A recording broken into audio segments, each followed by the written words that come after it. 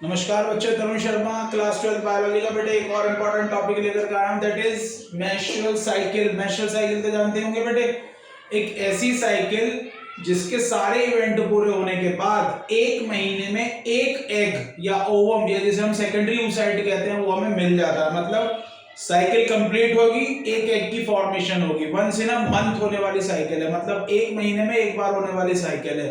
जो शब्द लिया गया है menstrual, that word comes from the Latin language mensis और मेंसम, जिसका मतलब होता है क्या, आ मंथ। मतलब एक ऐसी साइकिल जो एक महीने में पूरी हो जाती हो, जहां से चली थी वहीं पर आकर के खत्म हो गई, एक महीने में पूरी हो गई।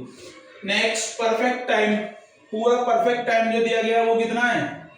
इस साइकिल को कंप्लीट होने का परफेक्ट टाइम है 28 दिन, 28 डेज। बट क्या ये 28 डेज में ही कंप्लीट हो जाती है? नहीं, ये वुमेन टू वुमेन वेरी करेगा बेटे। ऐसा जरूरी नहीं है कि 28 दिन लिख दिया तो 28 दिन में ही होगी।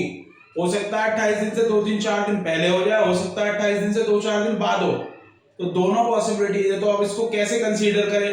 तो आप इसको 28 दिन जो परफेक्ट टाइम है उसमें से एक हफ्ता घटा दें और एक हफ्ता बढ़ा दें। मतलब एक वीक घटाओ और एक वीक बढ़ा दो। अगर एक वीक घटा देंगे तो हम 21, 28 में से गए 7 दिन 21, और एक बढ़ा देंगे तो 35 डेज। मतलब ये इस दिनों के अंदर अंदर 21 से 35 दिनों के अंदर अंदर ये साइकिल हो ही जाती है। क्लियर हो रही है बात? आगे आ जाओ। स्टार्ट कब होगी, कब ये मेंस्ट्रुअल साइकिल बॉडी में चल रही होगी? एक ह्यूमन फीमेल बच्ची ने जन्म लिया, क्या उसके अंदर भी ये मेंस्ट्रुअल साइकिल हो रही होगी? नहीं। तो ध्यान रखना, इसका स्टार्ट होने का एक टाइम है, वो क्या है? That menstrual cycle starts at puberty. जब कोई बच्चे 12, 13, 14 साल की उम्र में जाकर के प्यूबर्टी को हिट करेगा, तब फर्स्ट मेंस्ट्रुअल साइकिल होगी। इससे पहले नहीं होती। मान लो जी 6 साल की बच्ची है, क्या उसमें मेंस्ट्रुअल साइकिल हो रही है? नहीं हो रही। क्यों? क्योंकि रिप्रोडक्टिव सिस्टम ही फंक्शनल नहीं है। समझ में आ रही है बात? अगर रिप्रोडक्टिव सिस्टम ही नहीं काम कर रहा, ऑर्गन्स ही काम नहीं कर रहे, तो मेंस्ट्रुअल साइकिल कहां होगी? ये तो जब वही होगी ना जब हमारे पास अगर रिप्रोडक्टिव ऑर्गन सिस्टम काम करेंगे तो मेंस्ट्रुअल साइकिल होगी। ओवरी काम नहीं कर रही तो कहां से मेंस्ट्रुअल साइकिल हो जाएगी? तो ये कब स्टार्ट होगी? ये मेंस्ट्रुअल साइकिल स्टार्ट होगी कब? At puberty. That first menstrual cycle जो प्यूबर्टी पे आती है, that is known as menarche. That उसको क्या टर्म दी गई? That is menarche, means to say first menstrual cycle takes place, that is menarche. Before menarche होगी? नहीं होगी। मेनार्च से पहले कोई मेंस्ट्रुअल साइकिल नहीं चल रही होगी।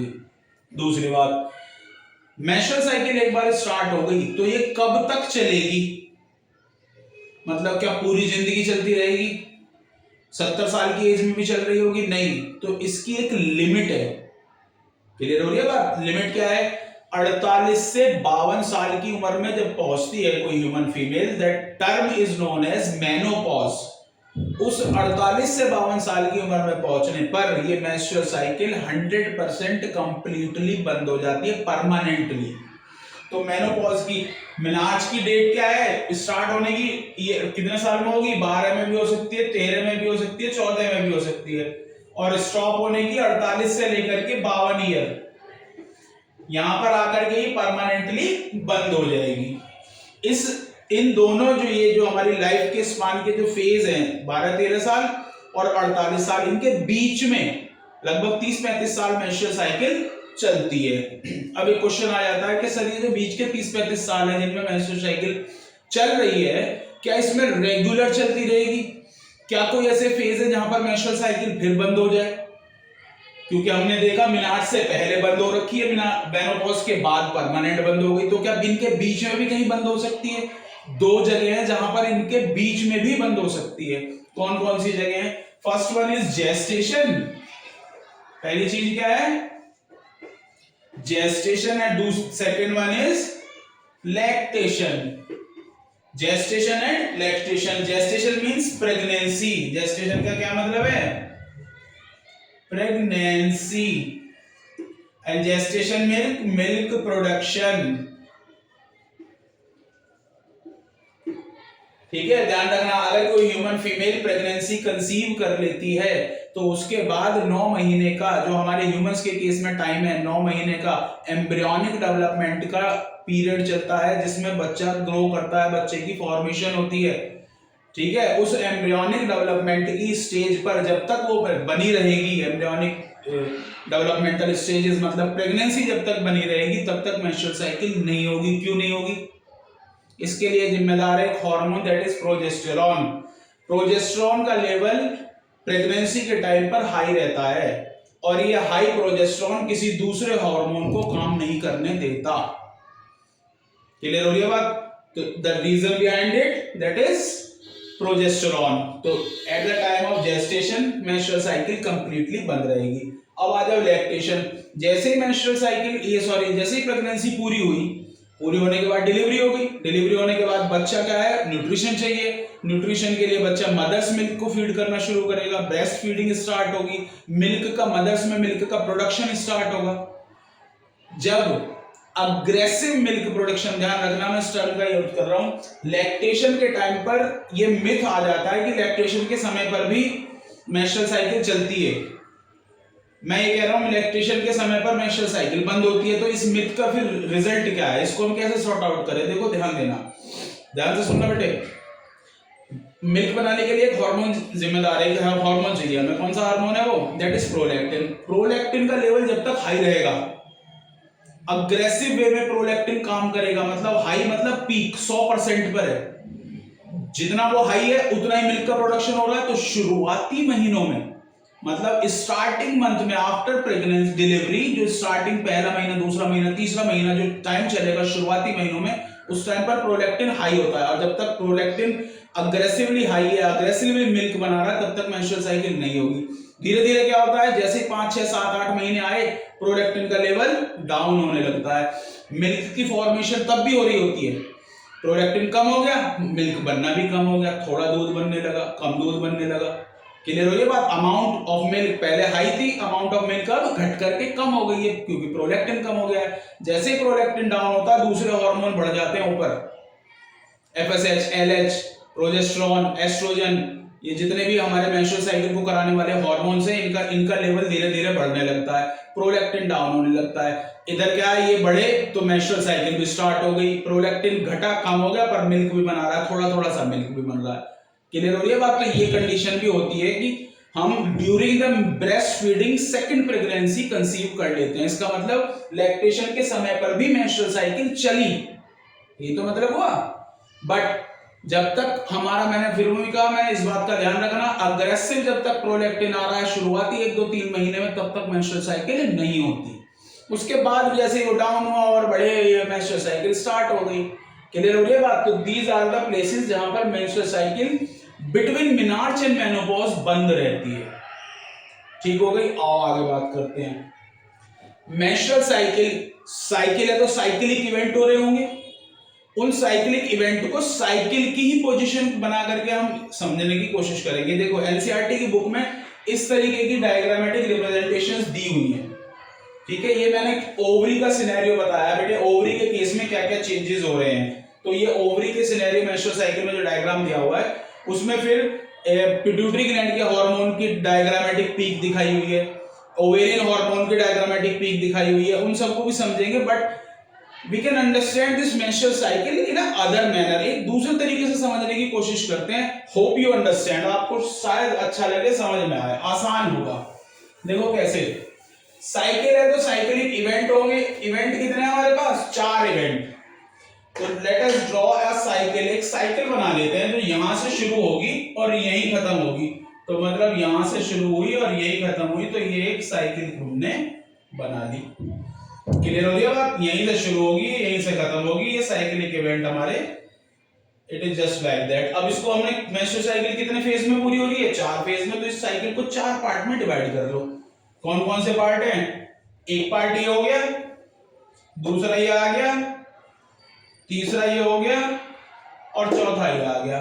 4 पार्ट में डिवाइड हो गई, 4 फेजेस है हमारे पास। कौन कौन से 4 फेज में डिवाइड कर लिए हमने? पहले ले लेते हैं हम, first one is follicular phase.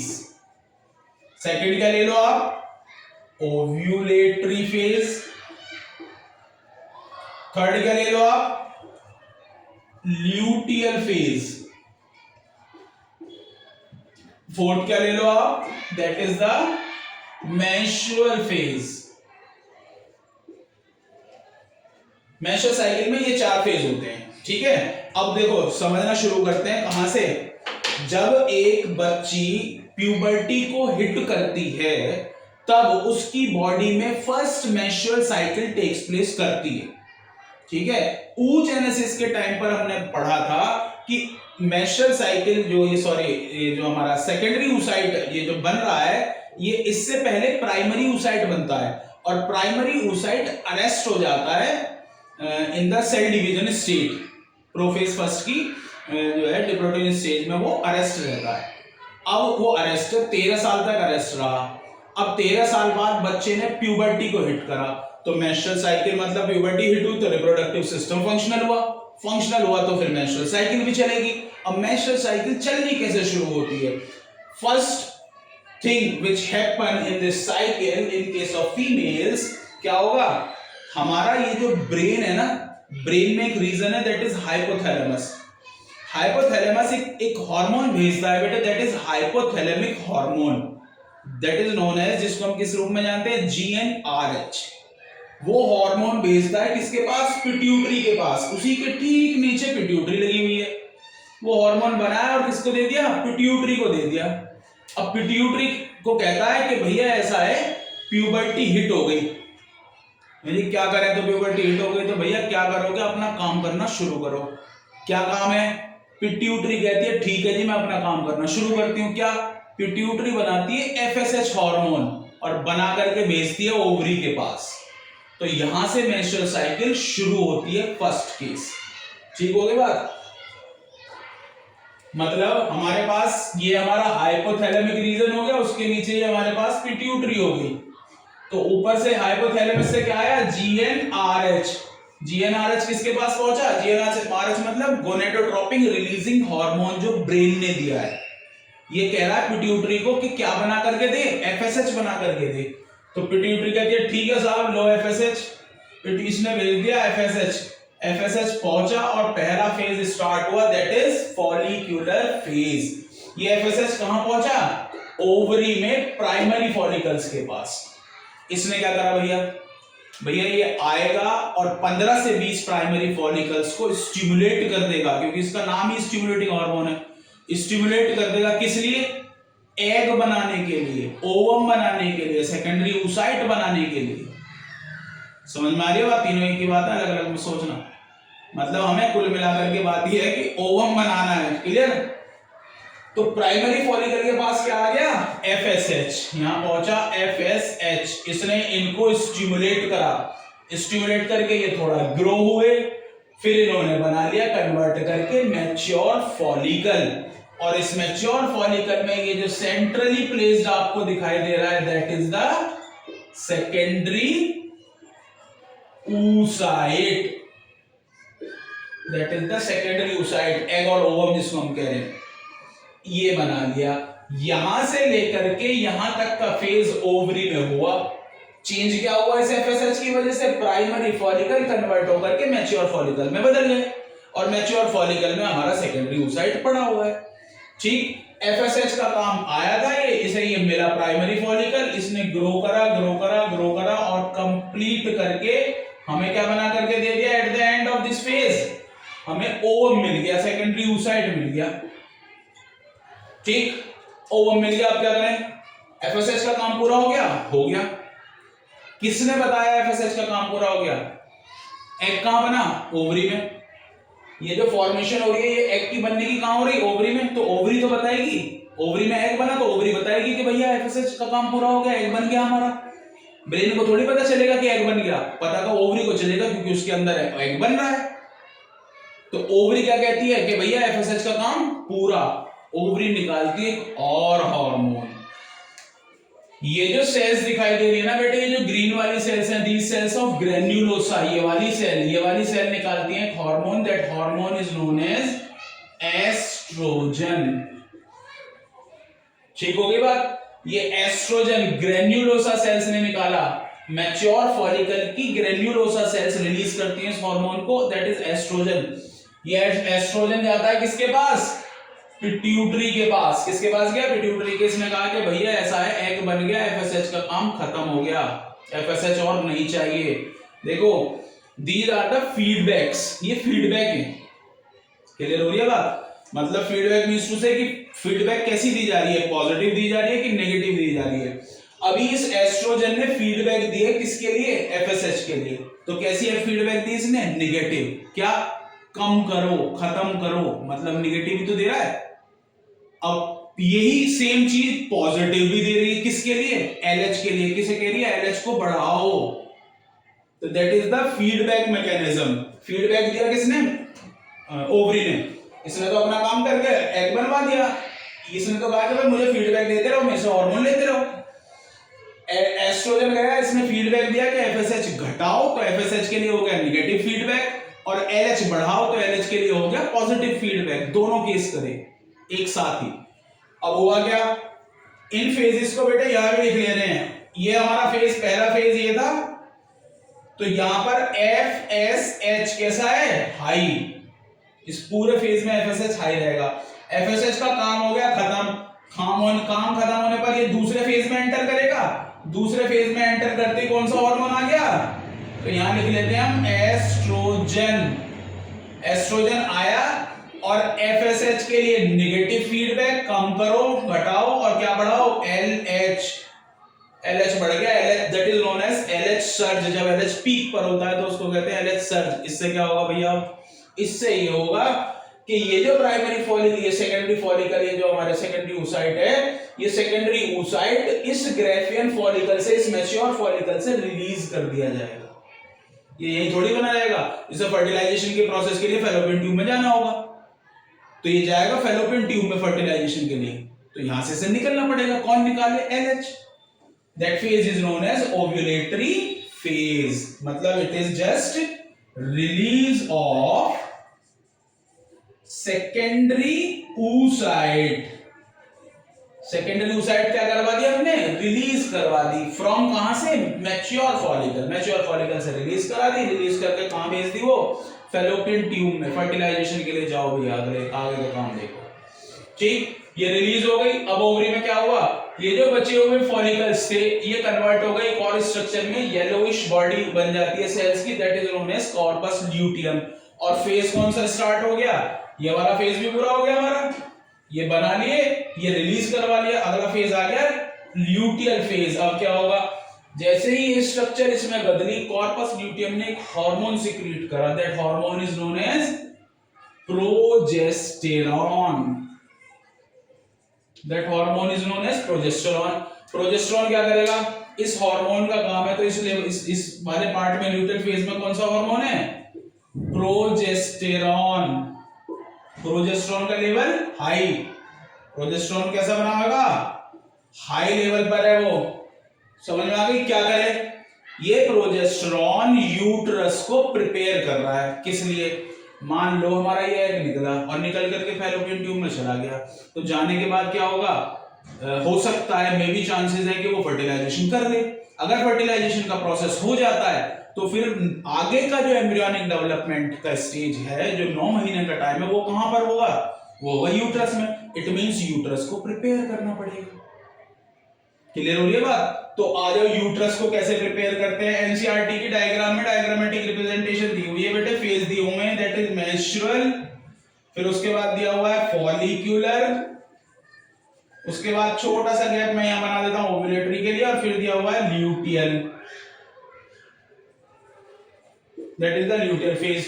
इसमें चेंजेस क्या दिए हुए हैं, चेंजेस किस तरीके से हैं, देखो पहले हमारे पास एक बात ये समझो कि यूट्रस में प्रिपरेशन क्या होनी है। यूट्रस की जो सबसे अंदर वाली लाइन है ना, दैट इज एंडोमेट्रियम। वो एंडोमेट्रियम मोटी कर देगा क्योंकि इंप्लांटेशन होना है, और कॉइल्ड कर देगा, थिकनेस बढ़ा दी और कॉइल्ड कर दिया। तो ये डायग्रामेटिक रिप्रेजेंटेशन दी हुई है किसके केस में, मेंस्ट्रुअल फेज पर ये डाउन जा रहा है, फिर फॉलिकुलर फेज पर ये थोड़ा सा इसकी थिकनेस बढ़ने लगी। जैसे ही ल्यूटियल फेज आता है तो इसकी थिकनेस सुप्रीम हो जाती है, सबसे हाई, और फिर अगली नेक्स्ट साइकिल पर पहुंचेगा तो ये टूट करके फिर गिरने लगती है। These are the changes takes place in endometrium. ये चेंज सारे कहाँ हो रहे हैं हमारे एंडोमेट्रियम में, जो डायग्रामेटिक रिप्रेजेंटेशन एनसीईआरटी में दी हुई है। इनको याद रख सको ठीक ठीक, नहीं तो ये तो याद रखना है कि इस फेज में हमारा प्रोजेस्टेरोन का लेवल हाई होगा, उस हाई होने की वजह से यूट्रस को प्रिपेयर करा जाएगा किसके लिए, इम्प्लांटेशन के लिए, और 9 महीने की प्रेगनेंसी के लिए। बात खत्म हो गई, समझ में आ गई बात। नेक्स्ट आगे चलते हैं, अगला फेज दिखाई दे रहा है हमें मेंस्ट्रुअल फेज। सपोज करो अगर प्रोसेस ऑफ फर्टिलाइजेशन नहीं हुआ,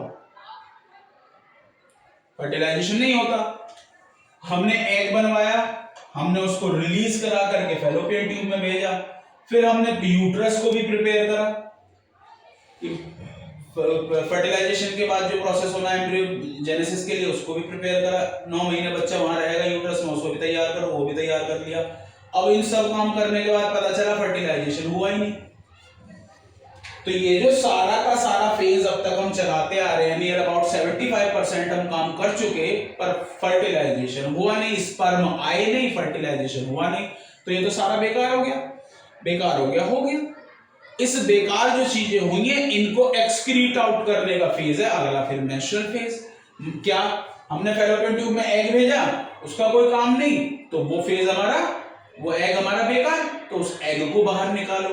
तो मतलब सबसे पहली चीज क्या, एग प्लस ये एंडोमेट्रियम यूट्रस प्रिपेयर करा है, इसका कोई काम नहीं आगे, क्योंकि फर्टिलाइजेशन हुआ नहीं, आगे प्रेगनेंसी होगी नहीं, तो इसका क्या करोगे, ये सारी की सारी लेयर टूट जाती हैं, सब टूट गई, ruptured endometrium.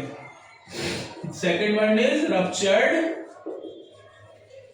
Endometrium plus 50 ml के करीब ब्लड, जब लाइनिंग्स टूटेंगी तो ब्लड भी रिलीज होगा, तो 50 ml ऑफ ब्लड प्लस क्या नेक्स्ट थोड़ी बहुत अमाउंट म्यूकस की, ये सारी चीजें क्या कर दी जाएंगी, रिलीज कर दी जाएंगी। कहां से, through the vaginal pore system से इन सब चीजों को बाहर निकालो, क्योंकि फर्टिलाइजेशन का प्रोसेस नहीं हुआ। बात समझ में आ गई। मतलब अब ये हमें कैसे पता चला कि मेंस्ट्रुअल फेज करना है, जैसे ही फर्टिलाइजेशन नहीं होता, ये कॉर्पस जो ल्यूटियम है, ये कॉर्पस ल्यूटियम कन्वर्ट हो जाता है किसमें, कॉर्पस एल्बिकन में। एल्बिकन एक और हार्मोन बनाता है which is not so much important in case of menstrual cycle, but it is also very very important in case of parturition, वहां पर बहुत बड़ा काम करता है, that is dilation of cervix, cervix को फैला देता है जिससे बच्चा आसानी से पैदा हो सके, दैट इज रिलैक्सिन। कौन सा हार्मोन निकलता है यहां से, रिलैक्सिन। तो ये कॉर्पस ल्यूटियम क्या होता है, किसमें कन्वर्ट हो गया, रिलैक्सिन में। कॉर्पस ल्यूटियम बचा नहीं, ये बचा नहीं तो प्रोजेस्टेरोन बचा नहीं, प्रोजेस्टेरोन कहां से बनेगा जब स्ट्रक्चर ही नहीं बची बनाने वाली। तो हुआ क्या, ये कैसे हुआ मेंस्ट्रुअल फेज, पता चला कि प्रोजेस्टेरोन का लेवल क्या हो गया, लो हो गया। लो होते ही ये सारी चीजें निकल करके through the vaginal pore excrete out कर दी जाती हैं। अब क्या करें, अब फिर लो लेवल ऑफ प्रोजेस्टेरोन, ये जो लो लेवल ऑफ प्रोजेस्टेरोन है, ये दोबारा फिर किसको स्टिमुलेट करा देगा, एफएसएच को। जाओ भैया बताओ इसे कि भैया हमारे पास ये हमारे जाकर के फिर स्टिमुलेट करा देगा इसे, जाओ फर्टिलाइजेशन नहीं हुआ, दोबारा अगले महीने के लिए एग बनाना शुरू करो। क्लियर होगी बात, कोई दिक्कत,